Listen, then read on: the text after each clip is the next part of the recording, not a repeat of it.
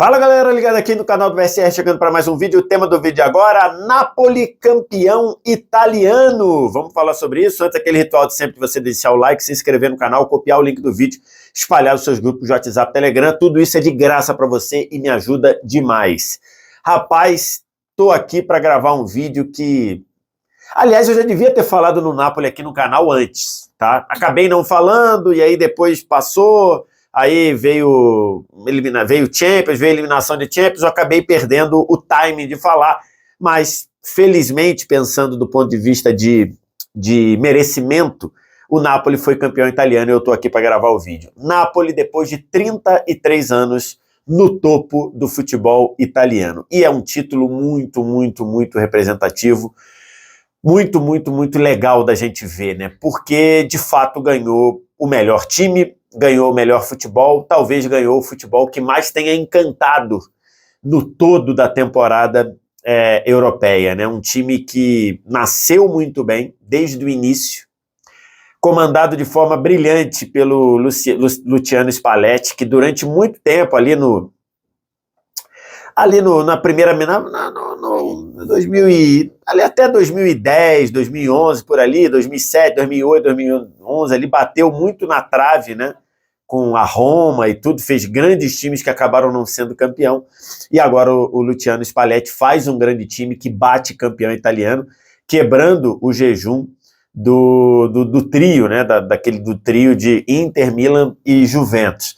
É um título fantástico, de um Napoli que tinha muitos desafios na temporada, né? Para começar, o Napoli, da temporada passada para essa, ele perde a base que botou o Napoli na elite do futebol italiano durante muito tempo. Se você for ver o Napoli no domínio da Juventus, o Napoli foi vice-campeão, o Napoli bateu o terceiro lugar sempre, o Napoli virou um time constante de Champions e sempre com mais ou menos com uma mesma base, com uma base de Insigne, de Mertens, de Koulibaly, aí depois chegou o Fabian Ruiz, teve o Milik, centroavante, um pouquinho antes teve o Higuaín.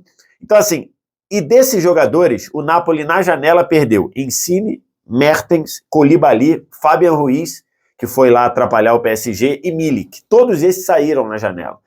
E aí, nesse balanço aí, o Napoli ganhou muito dinheiro, ganhou cerca de 80 milhões de euros nessas vendas todas aí, mas ele perdeu o time e ele precisava ir ao mercado. E foi ao mercado muito bem. E praticamente todas as apostas do Napoli funcionaram muito bem. Ele foi buscar o Kvaratskhelia,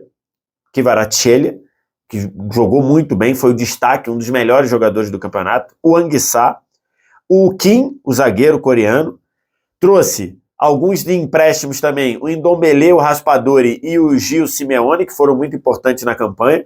Então ele ainda lucrou ali uma coisa de uns 10 milhões de euros, vendendo a base do time, que foi base do time durante muito tempo, e trazendo jogadores que foram muito importantes, além do Oliveira, do Matias Oliveira, lateral esquerdo, que também foi bem em vários momentos, inclusive fez o gol no jogo passado. Então os reforços funcionaram muito bem. Mas era um time praticamente novo que tinha na mão do Spalletti, né? Tinha uma base que ficou, de Meret, do Osimhen, que já estava, do Zielinski. Então, assim, uma base ficou, mas tinha muita gente que foi importante, daqui que eu estou falando. O Kvaratskhelia foi titular do time, o Anguissa foi titular, o Kim foi titular, o Ndombele em alguns momentos foi titular no jogo de hoje, o Matias Oliveira com o Mário Rui, às vezes não conseguindo jogar, foi titular muitas vezes, então foi um mercado que funcionou muito bem. E o time nasceu muito bem. No pré-Copa, esse time para a Copa do Mundo com uma campanha fantástica. 18 vitórias, 2 empates e 1 derrota. E que tinha sido uma derrota para o Liverpool na Champions, jogando em Anfield, e num jogo duro. Era a única derrota. Então era um time fantástico, fez uma primeira metade maravilhosa, de um time ofensivo o tempo todo, um time que provocava o jogo o tempo todo, né? Então tendo na direita ou Lozano, ou quem mais caía por ali? Podia ser o Lozano ou o Elmas caindo pela direita. Na esquerda, titular do time e um furacão na temporada, o Kvaratskhelia, jogando muito bem, indo para cima num contra um, fazendo gol, dando assistência, o Osimhen fazendo seus gols.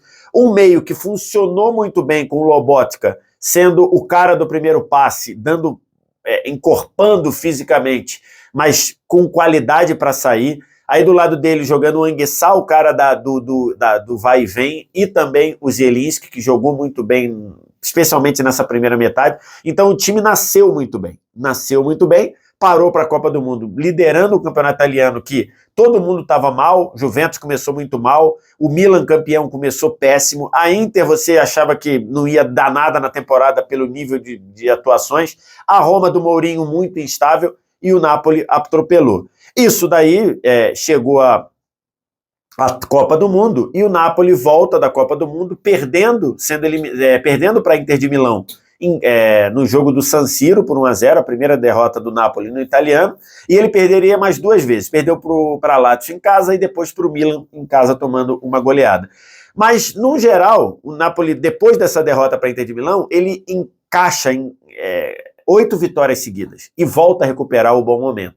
Então ali, você falava, a campanha da primeira metade foi confirmada, já estava confirmada, aí chegou a abrir 15, 16 pontos na ponta do italiano, passava a ser só a dúvida de quando seria campeão. E o título veio nesta quinta-feira com 1-1 contra a Udinese. Ficou um pouco um anticlímax, porque o Napoli recebeu a Salernitana no fim de semana, com tudo para ser campeão em casa, numa festa incrível no estádio Diego Armando Maradona, saiu na frente com o gol do Oliveira, acabou tomando o empate na reta final do jogo, ficou no 1-1. Aí o jogo do título acabou sendo contra a Udinese fora de casa.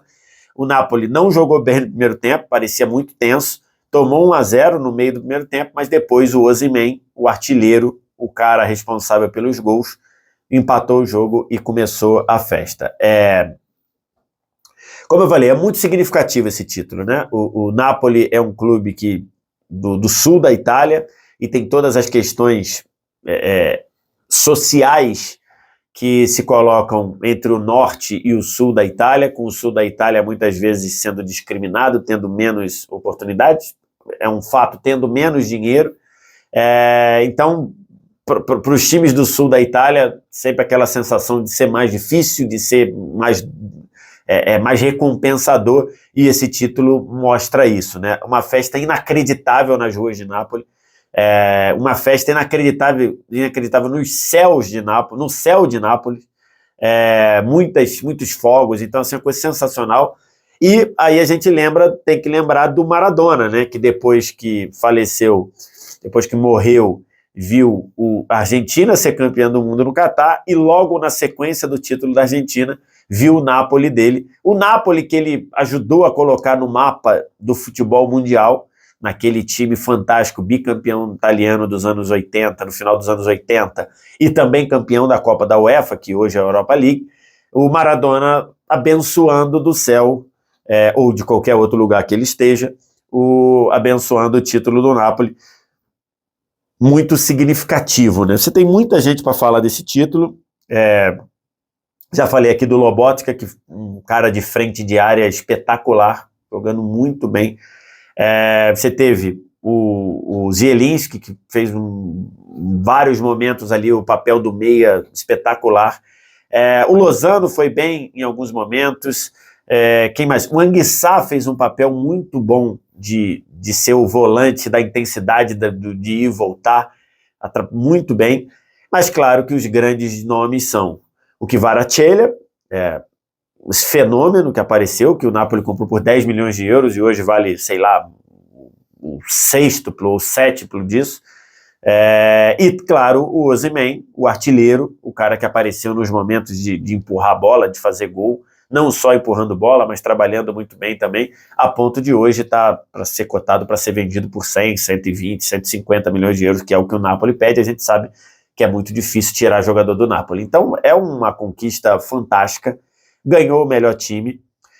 Nesse meio do caminho, acho que nessa reta final aqui, o Napoli não jogou como jogou até as quartas de final da Champions. Acho que a parada para a data FIFA última prejudicou demais o Napoli, e o Napoli voltou mal, tanto na Champions, quando foi eliminado pelo Milan. Acho que poderia mais, né? De um Milan que está na semifinal com méritos, falamos sobre isso, mas acho que o Napoli poderia ter jogado um pouquinho melhor pelo que ele jogou na temporada, não conseguiu. E acho que em alguns jogos ali, acho que acabou pesando na reta final do italiano, a ansiedade em ser campeão, e 2, o conforto da vantagem no título, né? Eram muitos pontos na frente. Então acho que isso acabou pesando, mas o título foi confirmado. Tá aí, Napoli, sensacional, talvez o time que mais encantou, o time que jogou o melhor futebol, o futebol mais agradável de se ver na temporada, campeão italiano depois de 33 anos. Uma festa incrível, uma festa sensacional e muito legal pelo Spalletti, que sempre foi um técnico que botou os times para jogar para cima, né? A gente sempre viu os times do Spalletti agressivos, indo para cima, procurando gol, e no Napoli conseguiu isso, sendo o melhor ataque, a melhor defesa do campeonato, e por isso o título do Scudetto, como a gente disse, está muito bem entregue. Quero te ouvir o que você tem a dizer do Napoli, do título do Napoli, diz aqui embaixo nos comentários. Resto você deixa o like, se inscreve no canal, sininho das notificações, copia o link do vídeo, espalha aí nos seus grupos de WhatsApp e Telegram. Obrigado demais pela audiência, valeu, tchau!